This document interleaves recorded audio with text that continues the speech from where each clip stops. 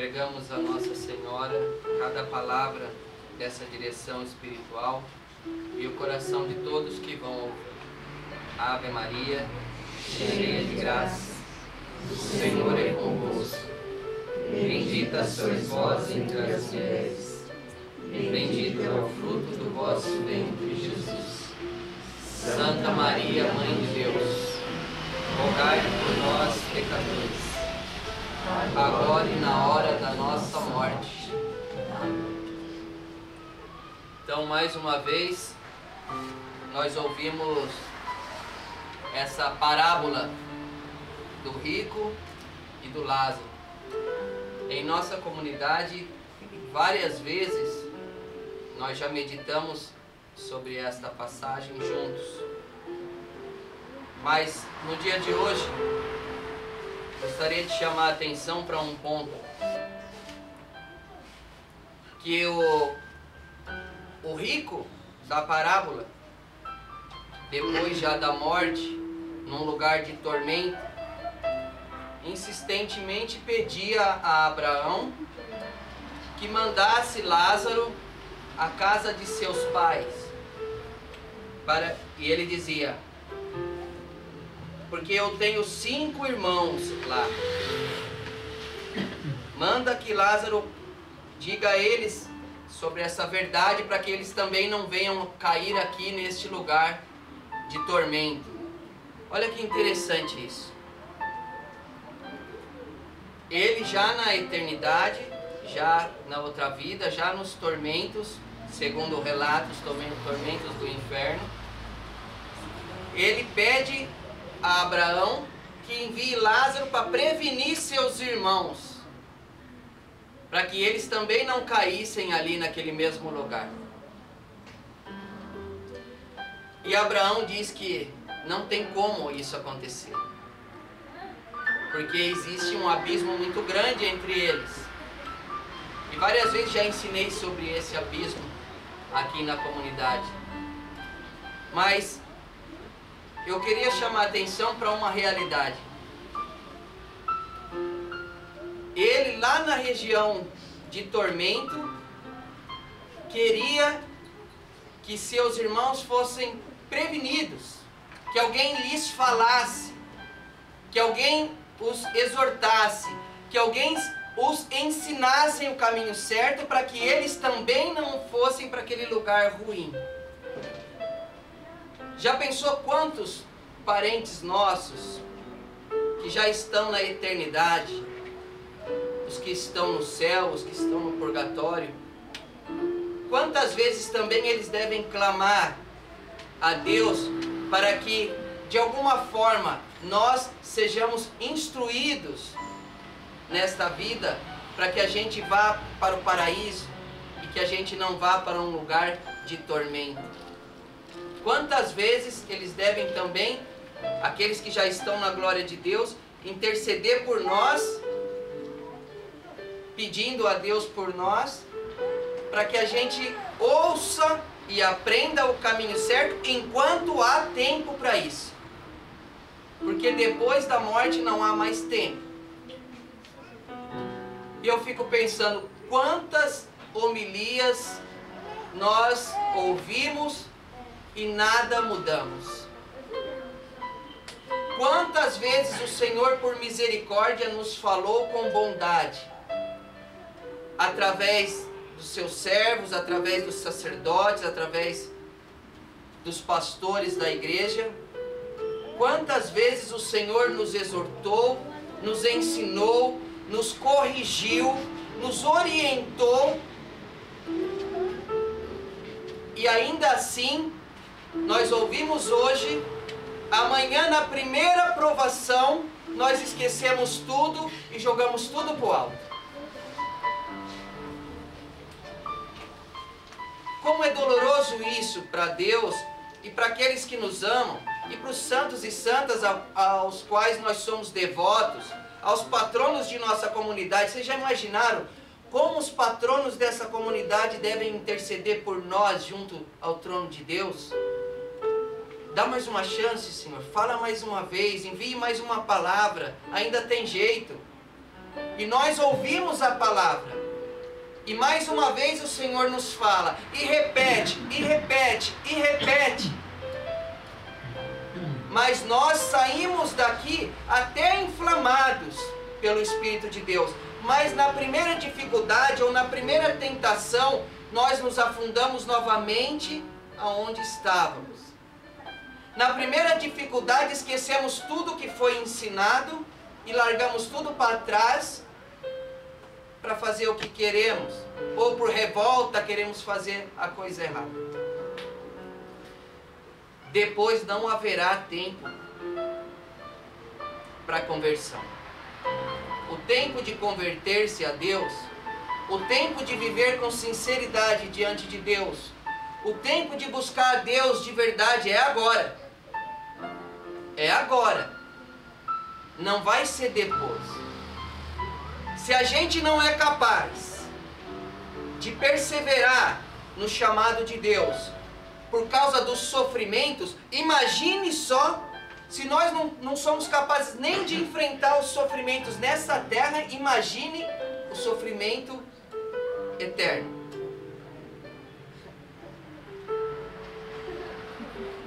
Satanás faz questão de apagar da consciência de todos a responsabilidade eterna da alma de cada um. Ele faz questão disso. Ele quer fazer você viver como se só essa vida importasse, como se você não fosse prestar conta para ninguém da sua vida. Ele quer que você acredite que só importa este mundo e que os seus sonhos, os seus planos, os planos desse mundo, o ter, o prazer, o fazer deste mundo, basta para a sua vida. E ele quer fazer você acreditar que a eternidade depois se resolve, mas só que não se resolve depois, se resolve agora. Nesta passagem nós vemos que o rico perpetuou no seu coração o sentimento ruim, porque da forma que morremos, para sempre, para a eternidade ficaremos. Não existe conversão pós-morte. Não existe. A igreja ensina isso claramente. Não existe. E nessa passagem nós vemos isso.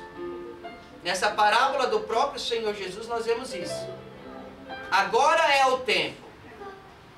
Agora é o tempo de buscar Deus, de buscar santidade, de buscar querer ser de Deus. Quebrar esse abismo que existe entre nós e Deus. Primeiro entre nós e Deus. Também tirar esse abismo entre nós e os mais humildes, mais pobres. Tirar esse abismo entre nós e a obediência. Porque também esse abismo se perpetua. Quem morre na desobediência, nela permanece. Nela fica eternamente.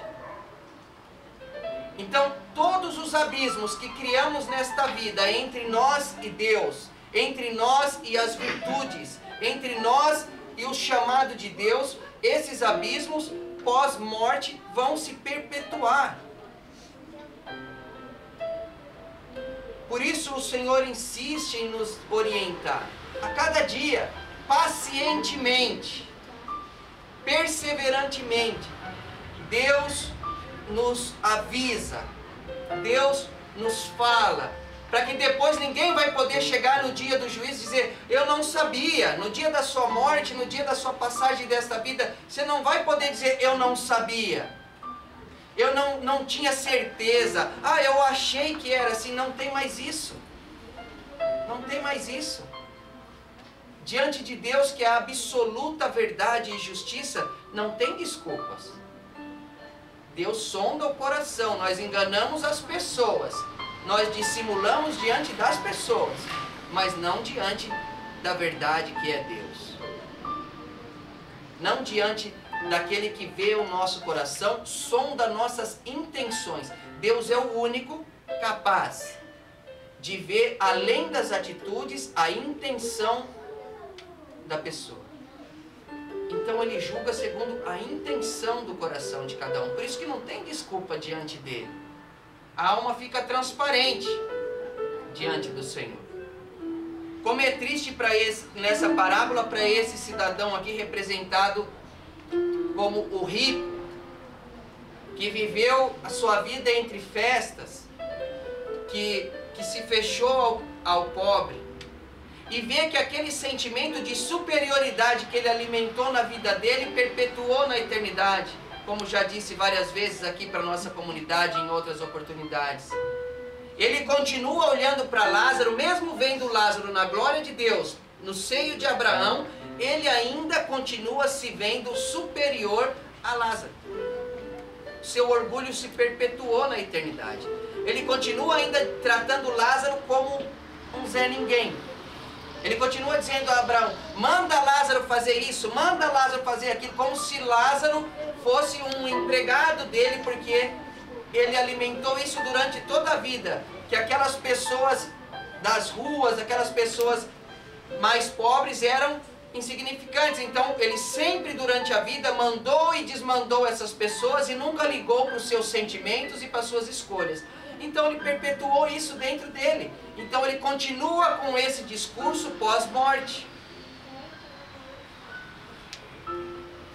Mas é advertido que não tem como.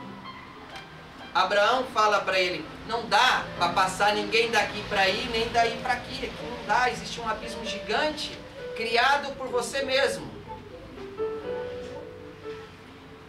Então hoje, mais uma vez, o Senhor nos chama como comunidade a também tirar o abismo entre nós e o cumprimento de nosso carisma.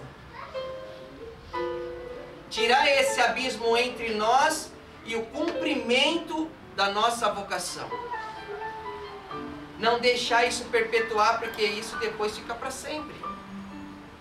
Nós temos um chamado e devemos estar atento ao nosso chamado e se lançar no nosso chamado. Nós somos chamados a ser resposta à oração dos que sofrem, principalmente dos pobres. Eu, como fundador, me alegro muito em ver a missão Voz dos Pobres em ação. Como estava em Suzano, como estava em Brumadinho, como estava em Mariana, como está nas ruas, nas pastorais. O Tó falou uma frase muito bonita na formação dos celibatários e que, para mim, veio do céu. Dizendo que nossa comunidade não tenha reuniões cheias e pastorais vazias. Que nossa comunidade não seja uma comunidade que tem eventos cheios e pastorais de rua ou de trabalho na casa vazio. Então não criemos esse abismo entre nós e nosso carisma. Não vamos criar. Deus sabe o que podemos e o que não podemos fazer, mas o que podemos, devemos fazer. Devemos fazer. Não deixar criar esse abismo entre eu e a pastoral de rua, entre eu e a visita nas casas, entre eu e a adoração eucarística. Não deixar crescer isso. A comunidade precisa viver sua vocação, o seu carisma. Sempre que nossa comunidade vê que aconteceu alguma calamidade, alguma desgraça, alguma coisa ruim pela TV, e que está ao nosso alcance o consolo, nós devemos ir prontamente. Quanta coisa boa Deus faz no coração daquelas pessoas que são visitadas, como eu vi a irmã Gorete abraçando um pai de família lá, um pai de um filho que foi assassinado na escola de Suzano. Quanta coisa aconteceu ali no coração dele e no dela. A missão alimenta os dois lados. Quando nós estamos empenhados no que é próprio nosso, nós não temos tempo para reclamação. Nós não temos tempo para murmuração. Nós não temos tempo para aquela ladainha de que está muito pesado, que olha, Deus me livre, eu não suporto missionário falar para mim que está pesado demais ficar na casa. Não suporto. Não cabe na minha cabeça isso. Não cabe. Quem faz o que gosta está sempre de férias, dizia um cadeirante, disse isso. Ele feliz. Quem faz o que gosta está sempre de férias. Nós somos voluntários aqui. Nós queremos, escolhemos estar aqui. Como eu disse há alguns anos atrás, citando um caso que aconteceu no Iraque, que um menino levou seu irmãozinho, atravessou o deserto todo para salvar seu irmãozinho, e os repórteres, quando ele cruzou a linha da fronteira, os repórteres vieram perguntar para ele: menino, como você aguentou atravessar esse deserto com esse peso? E ele disse: que peso?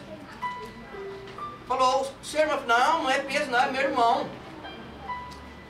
É meu irmão, não é peso. É como se for lá na casa da minha tia Ita, que tem o filhinho dela, o Paulinho, meu primo, um amado, doentinho, você perguntar para Ita: Ita, como você aguenta esse peso? Ela vai falar: que peso? É meu filho, é minha alegria, minha vida se concretiza nisso, ela tem sentido em amar e cuidar. Então que a gente não deixe nosso coração cair nessa tentação, nessa murmuração de Satanás, que quer nos levar à infelicidade, que quer nos levar à amargura, à não realização e à desistência da nossa vocação e do nosso chamado como missionários. Escutem a voz de Deus, enquanto se pode ouvir, enquanto ainda se pode ouvir, depois não haverá mais tempo. Louvado seja nosso Senhor Jesus Cristo. Para sempre seja louvado.